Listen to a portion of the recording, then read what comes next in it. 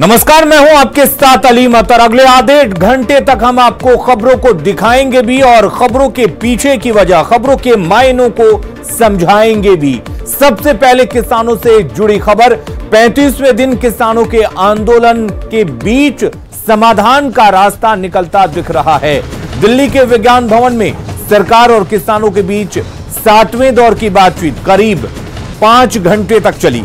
4 जनवरी को अगली बैठक तय की गई है। सरकार और किसानों के बीच 2 मुद्दों पर सहमति बन गई है। इसमें पराली और बिजली सब्सिडी के मुद्दे पर सरकार और किसानों के बीच रजामंदी हो गई है। इसके अलावा एमएसपी जारी रहने को लेकर भी सरकार ने एक बार फिर किसानों को भरोसा दिलाया। सरकार ने किसानों को आंदोलन खत्म करने और 5 सदस्यों की एक समिति बनाने के लिए भी कहा।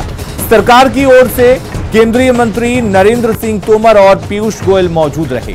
वहीं करीब 40 किसान संगठनों ने इस बैठक में हिस्सा लिया। किसानों के आंदोलन का आज 35वां दिन था और सुबह से ही उम्मीद की जा रही थी कि आज की वार्ता में कृषि कानून समेत किसानों की मांगों का कुछ ना कुछ हल निकलेगा। एजेंडे में 4 पॉइंट थे।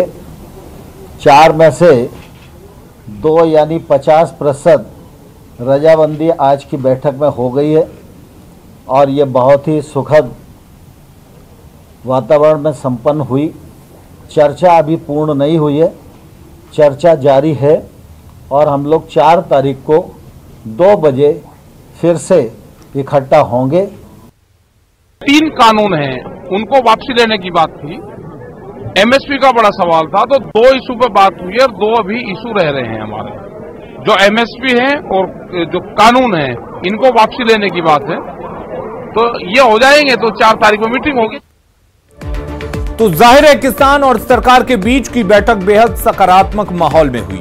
दोनों पक्षों के बीच बातचीत तकरीबन 5 घंटे तक चली।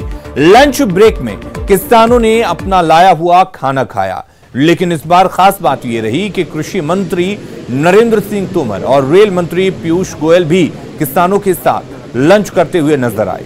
केंद्रीय मंत्री पीयूष गोयल और कृषि मंत्री नरेंद्र सिंह तोमर ने भी लाइन में लगकर लंगर का मजा लिया।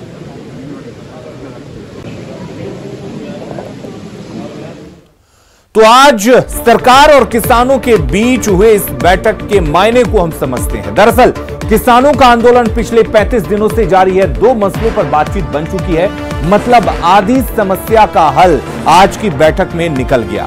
अब उम्मीद यह है कि 4 जनवरी को किसानों का आंदोलन खत्म हो जाएगा। कानून को लेकर विपक्ष लगातार भ्रम फैला रहा था।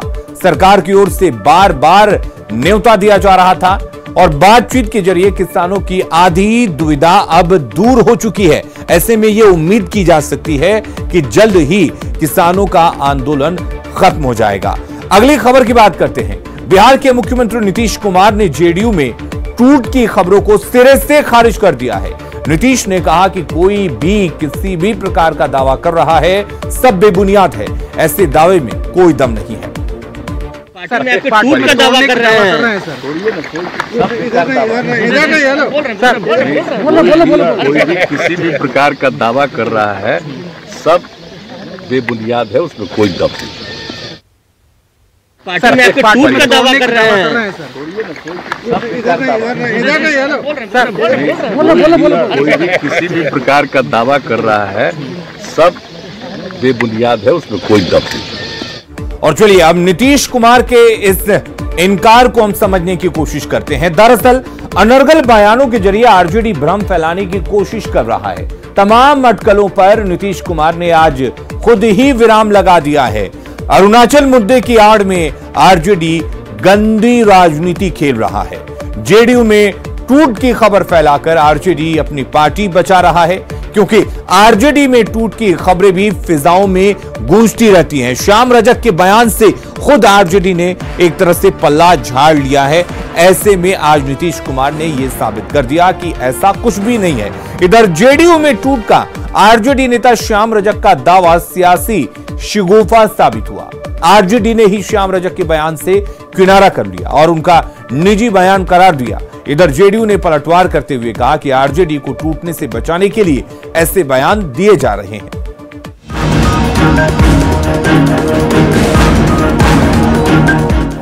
अरुणाचल प्रदेश में हुई टूट से अभी जेडीयू नेता उबरे भी नहीं थे कि आरजेडी नेता श्याम रजक ने 17 जेडीयू विधायकों के संपर्क में होने का दावा कर बिहार की राजनीति को गरमा दिया। जनता दल के 17 एमएलए राष्ट्रीय जनता दल के संपर्क में हैं और वो आतुर हैं जनता दल छोड़ने के लिए। श्याम रजक के दावे के बाद जेडीयू नेता हमलावर हो गए। जेडीयू नेताओं ने कहा कि आरजेडी में होने वाली टूट को रोकने के लिए आरजेडी नेता ऐसे बयान दे रहे हैं कि दावा करने वाले श्याम रजक भले ही ये कहते हैं कि 17 विधायक उनके संपर्क में है, दरअसल वो अपनी पार्टी के विधायकों को पहले संभाले जो तेजस्वी यादव की कार्यशैली से खासे परेशान हैं और नाराज हैं। नहीं, खरमास के बाद राष्ट्रीय जनता दल के 3 दर्जन विधायक टूटने के कगार पर हैं। ये टूट का जो नजर आ रहा है उनको, उसको रोकने के लिए, अपने कार्यकर्ताओं को बांधने के लिए इस तरह का बयान दोनों दे रहे हैं। जिसका घर खुद शीशे का बना हो दूसरे पर पत्थर फेंके, बड़ा दुर्भाग्यपूर्ण है। अब छपने अपने का लोगों का थोड़ा रोग है, तो छपने अपने के लिए कुछ कहना है तो अलग बात है। जेडीयू नेताओं ने तो श्याम रजक के बयान को बकवास बताया। आरजेडी ने भी श्याम रजक के बयान से किनारा कर लिया। आरजेडी विधायक भाई वीरेंद्र ने श्याम रजक के बयान को निजी बयान करार दे दिया। ये आधिकारिक बयान नहीं है, जो भी बयान दे रहे हैं उनका व्यक्तिगत बयान है। अब सवाल है कि आरजेडी में श्याम रजक की हैसियत क्या है और जेडीयू में टूट होने के उनके दावों के पीछे की वजह क्या है। तो पहले आरजेडी में श्याम रजक की हैसियत जान लीजिए। विधानसभा चुनाव से पहले जेडीयू छोड़ आरजेडी में शामिल हो गए। आरजेडी ने श्याम रजक को विधानसभा का टिकट तक नहीं दिया। यही नहीं, सूत्र तो ये भी बता रहे हैं कि नाराज लालू ने ही 2015 में श्याम रजक को महागठबंधन सरकार में मंत्री नहीं बनने दिया था। तो हो सकता है कि फिर से खुद को लालू का नजदीकी साबित करने के लिए श्याम रजक ऐसा बोल रहे हों। खैर, अब आरजेडी के दावे के पीछे की रणनीति क्या हो सकती है, वो जानने की कोशिश करते हैं। अरुणाचल मामले में बीजेपी से जेडीयू की नाराजगी की खबर आ रही है, तो आरजेडी नाराजगी को भुलाने की कोशिश में है। ऐसे बयान देकर जेडीयू नेताओं को उलझाने की कोशिश की जा रही है। साथ में बयानों के जरिए दबाव बनाने का प्रयास हो सकता है। यही नहीं, ऐसे बयान आरजेडी विधायकों को एकजुट रखने का ट्रिक भी हो सकता है। न्यूज़ 18 के लिए पटना से आनंद अमृतराज के साथ ब्यूरो रिपोर्ट। चलिए, अब आरजेडी के इन दावों और दावों के बाद जेडीयू के इनकार को हम समझने की कोशिश करते हैं। दरअसल हार के बाद महागठबंधन किसी भी सूरत में सत्ता तक पहुंचने की जुगत में है। बयानों के जरिए सियासी माहौल खराब करने की कोशिश की जा रही है। शिवानंद तिवारी और दूसरे नेताओं ने नीतीश को ऑफर दिया था। कांग्रेस ने भी नीतीश कुमार को ऑफर दिया था। लालू से मिलने के बाद तेज प्रताप ने कहा था कि बिहार की सरकार जल्द गिर जाएगी, यानी कि नीतीश कुमार की सरकार जल्द गिर जाएगी। इधर सीएम नीतीश कुमार कल बेतिया के चनपटिया जाएंगे, जहां वो कोरोना काल में बाहर से आए कामगारों के हाथों बने कपड़ों का निरीक्षण करेंगे और उनकी हौसला अफजाई करेंगे। यहां प्रशासन के सहयोग से बाहर से लौटे हुनरमंद मजदूरों को काम दिया गया था और अब इनके हाथों के बने कपड़ों की मांग लद्दाख के साथ ही देश के कई हिस्सों और यहां तक कि कतर में भी है। यहां करीब 400 मजदूरों को रोजगार मिला है, जो अपने घर पर ही रहकर अच्छी कमाई कर रहे हैं। सूबे के मुख्यमंत्री नीतीश कुमार कल चनपटिया के बाजार समिति में आने वाले हैं और जिले के जितने भी कामगार थे, यहाँ पे लगभग 400 की संख्या में यहाँ पे कामगार जो हैं वो इस स्टार्टअप जोन में काम कर रहे हैं। बाजार समिति का ये देख सकते हैं आप कि तैयारी जो है वो पूरी हो चुकी है और अंतिम चरण में है तैयारी। और आप देख सकते हैं कि यहाँ पे हेलीपैड भी बनाया गया है, जहाँ पे सीएम कल उतरेंगे। सीएम चनपटिया के बाजार समिति में कामगारों से बात करेंगे। उसके अलावा सीएम का बगहा में भी एक प्रोग्राम है और रात्रि में वाल्मीकि नगर में रात्रि विश्राम की बात कही जा रही है। तो कल सीएम यहाँ पे पहुंचेंगे बाजार समिति में, कामगारों से बात करेंगे, उनके हुनर को परखेंगे, उनका हौसला अफजाई करेंगे, जिसको लेकर प्रशासन ने सारी तैयारी पूरी कर ली है और तैयारी जो है वो अंतिम चरण में पहुंच गया है। प्रफुल्ल कुमार, न्यूज़ 18 बेतिया। तो करीब 400 मजदूर कोरोना काल में अपने घर लौटते हैं और अब उनको घर पे ही रोजगार मिल गया है और नीतीश कुमार अब उनके रोजगार को देखने के लिए जा रहे हैं। इसके मायने हम समझते हैं। चनपटिया का व्यापार केंद्र आत्मनिर्भर भारत का सबसे बड़ा उदाहरण है। 20 लाख के निवेश में करोड़ों का टर्नओवर कर रहे हैं। बिहार लौटे लोगों ने व्यापार की इकाई लगाई है। वापस प्रदेश न जाकर गांव में ही रोजगार का अवसर इन्होंने पैदा किया है। कोरोना काल में तकरीबन 25 लाख से अधिक प्रवासी बिहार लौटे हैं। अब तक 9 लाख से अधिक प्रवासियों ने रोजगार के लिए अपना निबंधन कराया है। सरकार ने वापस लौटे लोगों को रोजगार देने का वादा भी किया है और आज बिहार को डिजिटल इंडिया अवार्ड का सम्मान मिला है। कोरोना काल में बेहतर काम के लिए राष्ट्रपति ने बिहार को सम्मानित किया है। तो आप अंदाजा लगा सकते हैं कि नीतीश कुमार आते हैं और आकर इनकी मेहनत मजदूरी को देखते हैं तो फिर ये आगे और कहां तक जाएगा और कितने लोग इस रोजगार से जुड़ेंगे। अगली खबर का रुख करते हैं। जूनियर डॉक्टरों की हड़ताल की वजह से मरीजों की परेशानी दिनों दिन बढ़ती जा रही है और इलाज के लिए दर दर भटकना पड़ रहा है। फिर भी जूनियर डॉक्टर झुकने को तैयार नहीं है। संवेदनहीनता आपको दिखा रहे हैं। देखिए ये तस्वीर इमरजेंसी वार्ड के सामने एक परिजन अपने मां को किस तरह से गोद में उठाकर ले जा रहे हैं और निश्चित रूप से एक बड़ा सवाल है। तो देखा आपने, ये साइड इफेक्ट है जूनियर डॉक्टरों की हड़ताल का। हड़ताल की वजह से पीएमसीएच की व्यवस्था चरमरा सी गई है। इलाज और बेड तो छोड़िए, मरीजों को स्ट्रेचर तक नहीं मिल पा रहा है। ये तस्वीर देखिए, कहाँ से आए? हम लोग हरनौत से, नालंदा जिला से। कौन है ये मेरी माँ। अच्छा, क्या हुआ आप इनको आईसीयू में एडमिट करना है, लेकिन डॉक्टर नहीं रहने के कारण यहाँ हम लोग मर रहे हैं। कब से भटक रहे हैं? 28 तारीख से। नालंदा के गोविंदा अपनी मां को गोद में उठाए आईसीयू से लेकर कंट्रोल रूम और टाटा वार्ड तक भटकते रहे, लेकिन कोई सुनने वाला नहीं था क्योंकि धरती के भगवान हड़ताल पर है। यहाँ का डॉक्टर कहते हैं आईसीयू में ले जाने के लिए, आईसीयू में कहते हैं कंट्रोल रूम में जाइए। कंट्रोल रूम कहता है कि हम क्या करें, कुछ डॉक्टर ही नहीं है। यहाँ का डॉक्टर कहना है कि पल पल मर रही हैं, इनको जितना जल्दी आईसीयू में एडमिट करवाइए।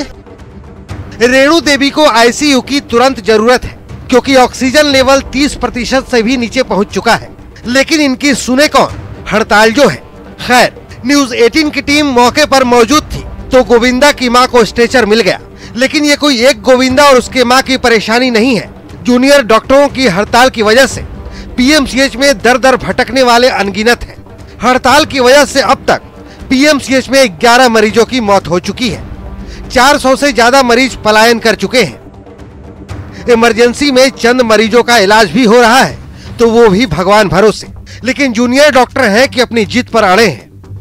फिलहाल पीएमसीएच के 600 डॉक्टर हड़ताल पर हैं, जबकि पूरे राज्य में 9 मेडिकल कॉलेजों के 1300 जूनियर डॉक्टर हड़ताल पर हैं और इनका कहना है कि जब तक मांगे नहीं पूरी हो जाती वो हड़ताल खत्म नहीं करेंगे। अब हम लोग को चाह रहे हैं कि हम लोग अपने वाजिब हक के लिए कार्य बहिष्कार भी ना कर सके, इसके लिए वो लोग तरह तरह की धमकी दिया जा रहा है उन लोगों से। तो खैर अब हम लोग इसके लिए भी तैयार हैं, जो भी होगा हम लोग शांतिपूर्वक कार्य बहिष्कार कर रहे हैं, आगे करते रहेंगे। मरीज मर रहे हैं फिर भी जूनियर डॉक्टर झुकने को तैयार नहीं है। सवाल है कि क्या इंसान की जिंदगी से बड़ी है जूनियर डॉक्टरों की जिद। न्यूज़ 18 के लिए पटना से रजनीश कुमार की रिपोर्ट। तो बिहार में स्वास्थ्य व्यवस्था का यह हाल क्यों है? क्यों जूनियर डॉक्टर हड़ताल पर हैं? हड़ताल से मरीज कितने हलकान हैं, इसको हम समझते हैं। दरअसल स्टाइपेंड की राशि बढ़ाने की मांग को लेकर डॉक्टर हड़ताल पर हैं। राज्य के 9 मेडिकल कॉलेजों में स्वास्थ्य व्यवस्था पूरी तरह से ठप है। राज्य के 12,000 जूनियर डॉक्टर हड़ताल पर हैं। 8 दिनों की हड़ताल की वजह से अब तक 140 ऑपरेशन टाले जा चुके हैं। कोरोना काल में मरीजों को मुकम्मल इलाज नहीं मिल पा रहा है, तो आप समझ सकते हैं कि उनकी परेशानी किस कदर बढ़ गई है। ब्रिटेन वाले कोरोना वायरस से सावधान होने को वक्त आ चुका है, क्योंकि ब्रिटेन और यूरोपीय देशों को संक्रमित करने वाला कोरोना वायरस का नया स्ट्रेन अब भारत भी पहुंच चुका है। ऐसे आलम में सतर्कता ही हमें बचा सकती है। लेकिन कुछ लोग इस गंभीरता को समझ नहीं पा रहे हैं। देखिए हमारी एक्सक्लूसिव रिपोर्ट।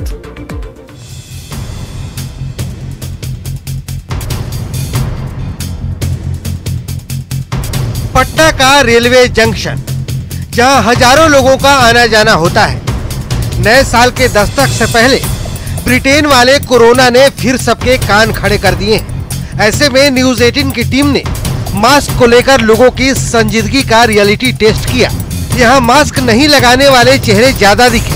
मास्क नहीं लगाने के पीछे जो लोगों का तर्क था, उसे सुनेंगे तो आप भी दांतों तले उंगली दबा लेंगे। लगाइएगा? नहीं लगाएंगे हम। डर नहीं लगता है? नहीं, हम नहीं लगाएंगे। ये कोरोना पॉजिटिव लाया कौन है? सरकार, गवर्नमेंट लाई है। मास्क आप नहीं लगाएंगे, यही बताना है ना? मास्क क्यों लगाएंगे? नहीं लगाएंगे। जब मरना होगा ऐसे भी मरना है, ऐसे भी मरना है।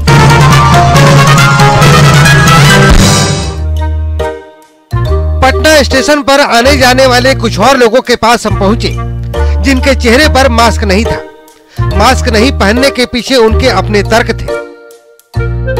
मास्क कहाँ? मास्क है। कोरोना खत्म हो गया? कोरोना कहाँ से? कोरोना कहाँ है? अब कोरोना कहाँ है? कोरोना नहीं है खत्म। तो डर नहीं होगा आपको? कौन सी का डर रहेगा? ब्रिटेन में एक नया वायरस मिला है, स्ट्रेन। वायरस तो ऐसे आते रहता है। कुछ होगा नहीं आपको? कौन सी होगा?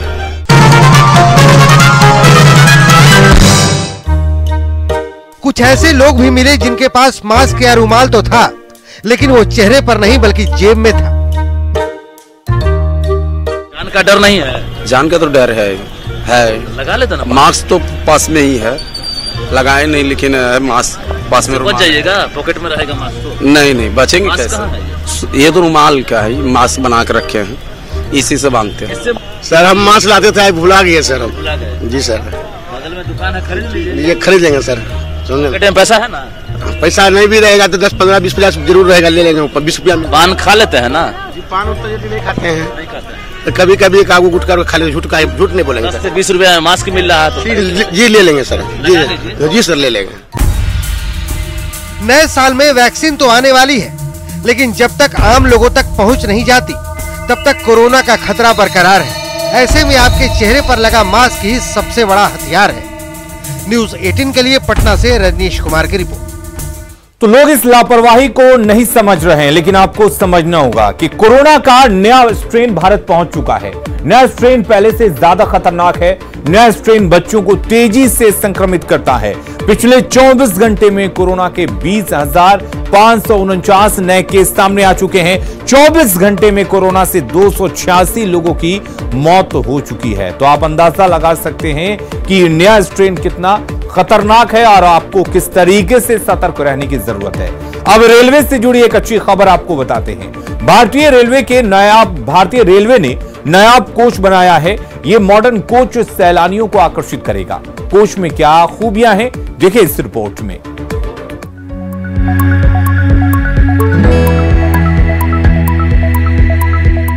भारतीय रेलवे की इस तस्वीर को देख लीजिए।